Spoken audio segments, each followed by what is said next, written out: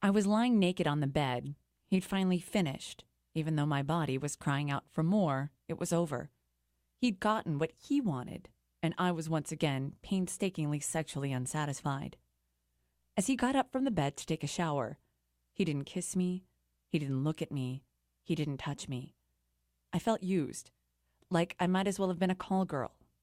Instead of feeling like I just had heart-fluttering, blissful, sensual pleasure, there was an unbearable sharp sting in my heart so painful and overwhelming that as soon as he was out of sight and had turned on the shower, I crumbled into 1,000 pieces.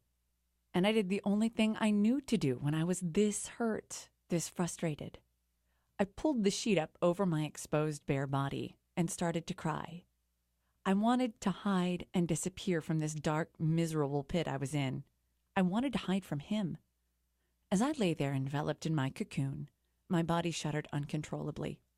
I knew it was time to stop pretending to myself that I was satisfied, that I was happy, and that I was okay, because I wasn't. So I just let all of that pent-up sorrow flood out of me. I was supposed to be in a warm, loving, and intimately fulfilling relationship, yet I felt none of these things. I felt alone, and I was bewildered. How could the man I loved think I was sexually pleasured? Surely if he really cared about me, he'd want to get to know my body better. Surely if he truly loved me like he said he did, he'd make more of an effort to make sure that I, too, was taken care of. Surely he could feel it in my body and see it in my eyes that I wasn't satisfied.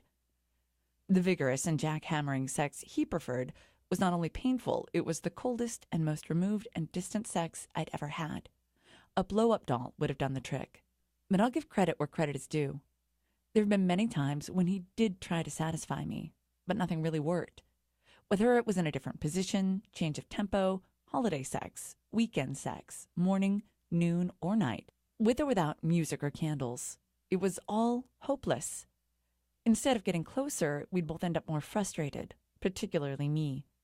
Mostly, I felt like he tried to pleasure me because it was something he thought he should do, not something he really wanted to do. Maybe because he just didn't know how.